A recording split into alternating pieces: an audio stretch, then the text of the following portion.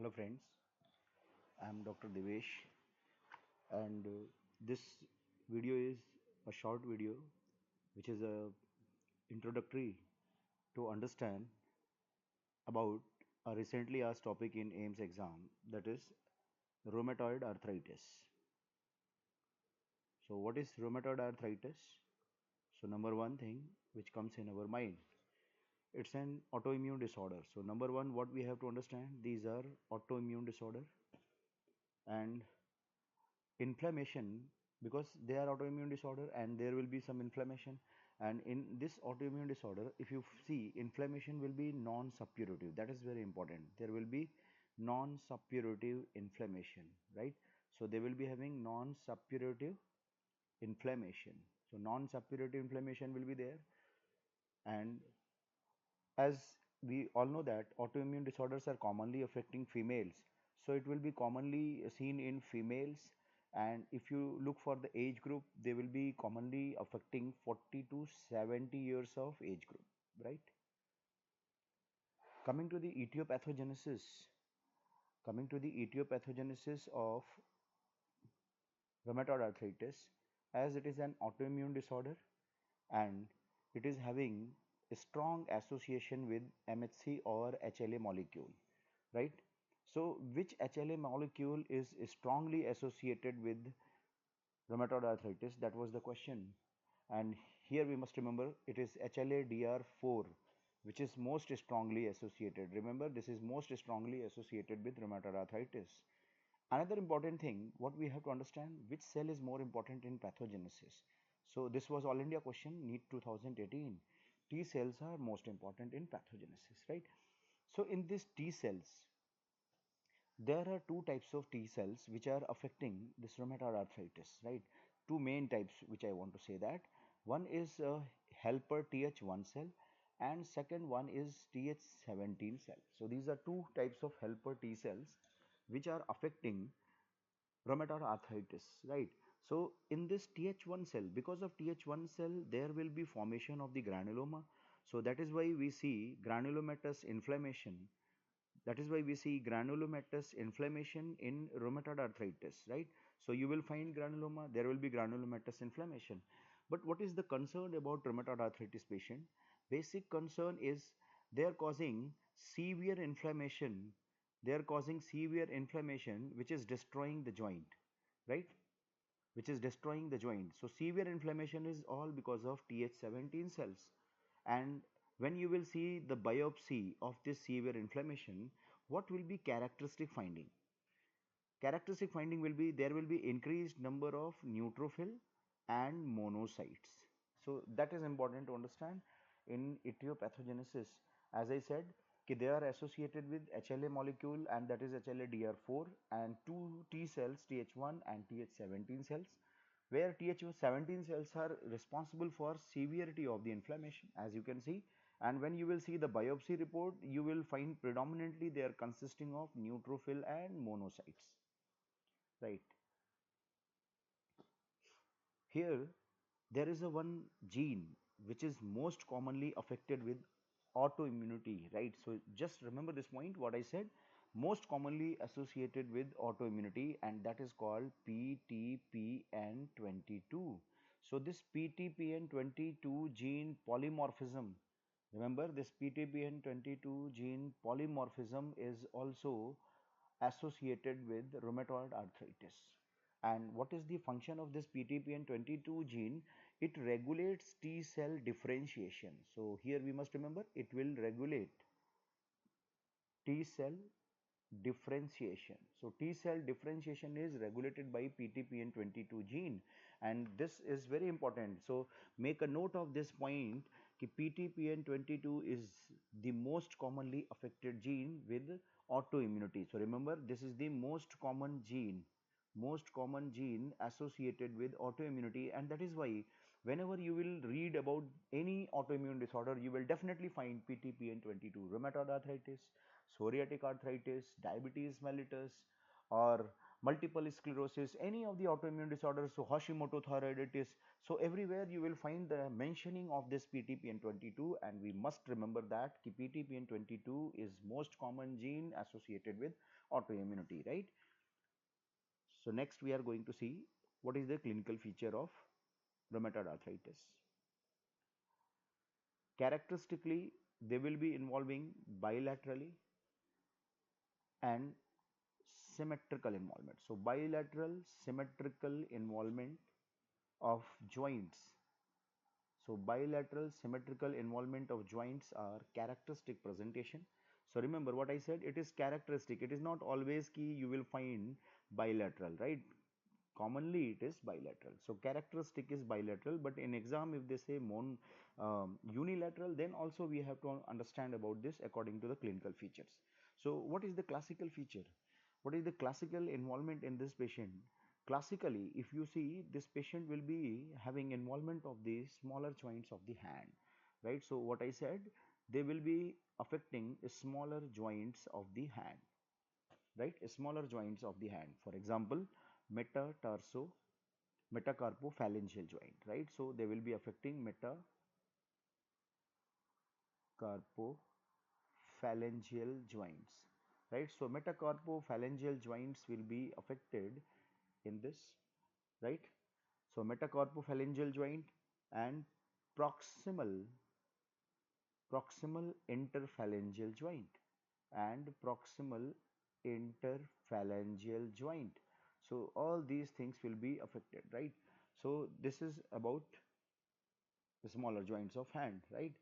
So in general, if you talk about in general, it's not rule. In general, there is a sparing of distal interphalangeal joints. So usually distal interphalangeal joints are not involved usually. So you see, I'm saying usually not involved, right? Usually not involved, right?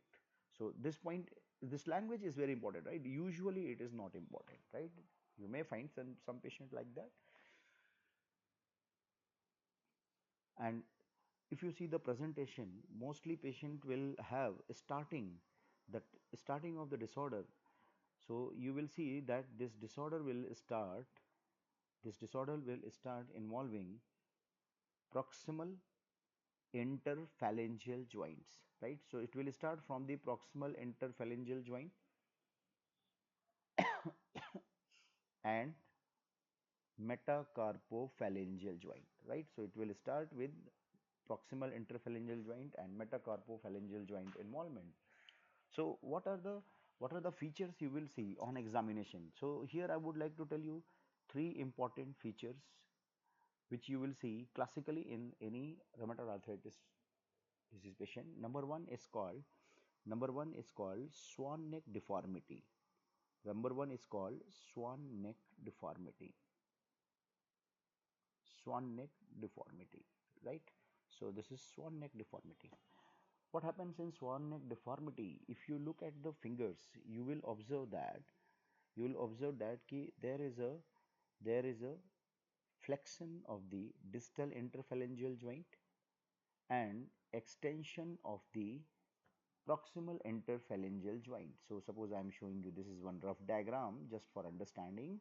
I am showing you this is the hand, and if you find this one is the distal interphalangeal joint, this one is the proximal interphalangeal joint.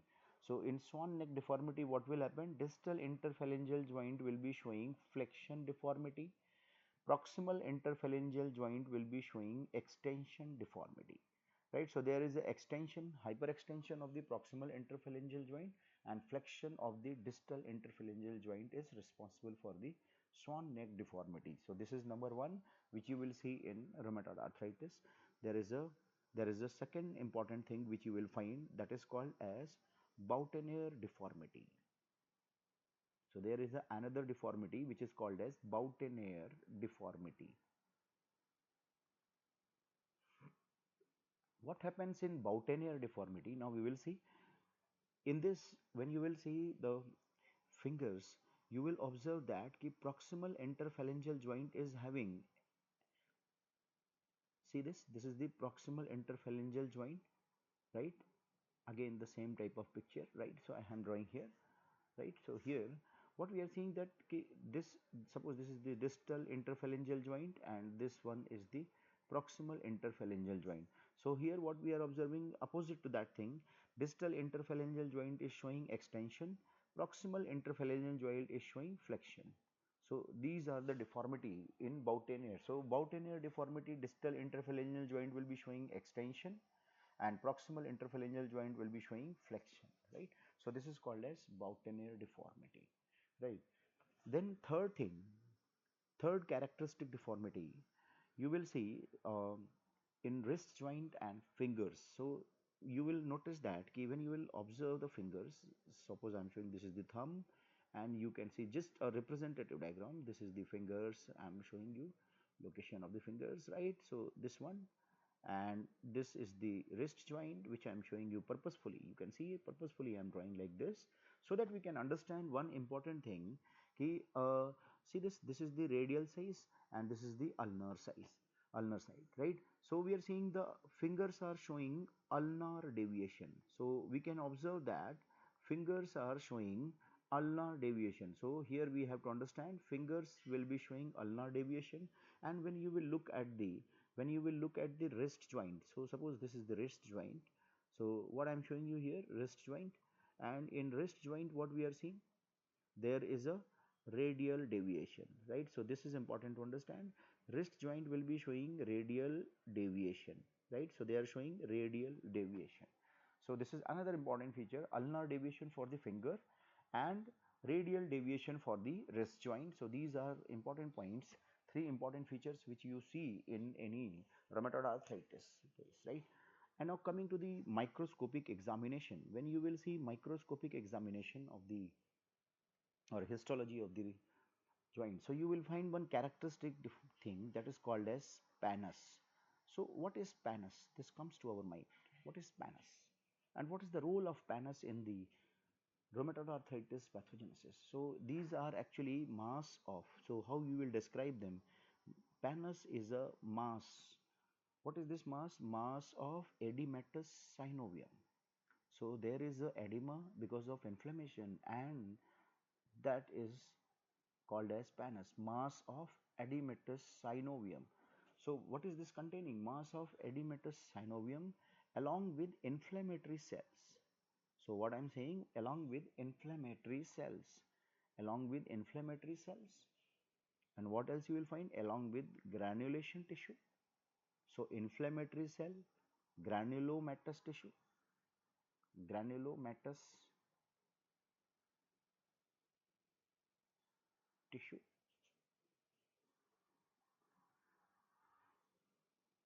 and fibroblasts.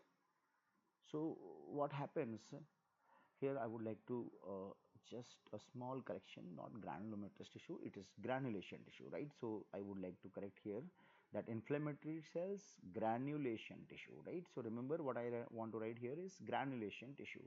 So granulation tissue, fibroblasts, all these things, all these things are called as pannus. So what is the significance of this pannus? This is mass of edematous synovium, right, which is containing inflammatory cells, granulation tissue, fibroblast, and what they are going to do, how they are associated with the pathogenesis of this rheumatoid arthritis. They will grow over, now what is the function? Now they are going to grow over articular cartilages. So they will grow over articular cartilages. So when they will grow over articular cartilages, what they will do after that? They will cause erosion. So this chondrocyte erosion or cartilage erosion is because of this pannus only. So that is the significance of the pannus, right? So as I said, pannus is a mass of edematous synovium consisting of inflammatory cells, right? Consisting of inflammatory cells, granulation tissue, fibroblast, and what is the function? They will grow over the articular cartilage and they will erode them, they will damage them, right? And if you want to see how the pannus will look like, so now you can see this is the pannus, right? So now you can see this is the pannus where we are seeing the synovium. So these are edematous synovium, and here in this edematous synovium you can see numerous small mononuclear lymphocytic infiltrates, right? You can notice You can notice some smaller blood vessel also. You can see here, this is the blood vessel, this is the another blood vessels, right? So this is another blood vessel. So when we are seeing so much of inflammation and there are blood vessel and there are fibroblasts, so in between there are fibroblasts, so this is entire synovium. So you can see how much inflammation is there, and when this will grow over the cartilage, what will happen? They will definitely damage the cartilage because of the inflammation. So this is how we have to understand, okay, this synovium, this edematous synovium, which is consisting of inflammatory cell, granulation tissue, and fibroblasts, they will grow over the cartilage and they will damage them, and that is the one important thing, that is the function of pannus. Second important thing in rheumatoid arthritis microscopic examination is rheumatoid subcutaneous nodule. So second important thing is rheumatoid subcutaneous nodules. So rheumatoid subcutaneous nodules, these are the most common cutaneous lesions. Remember what I said? These are the most common cutaneous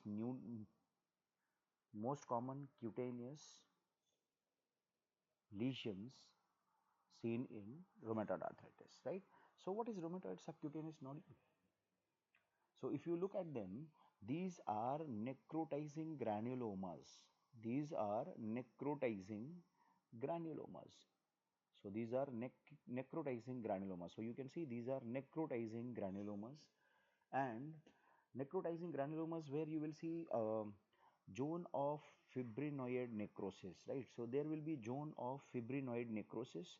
So in center you will see a zone of fibrinoid necrosis, and around the zone of fibrinoid necrosis you will find activated macrophages, lymphocyte and plasma cells. So here I am just writing, you will find activated macrophages, you will find lymphocyte, and you may find plasma cells, right?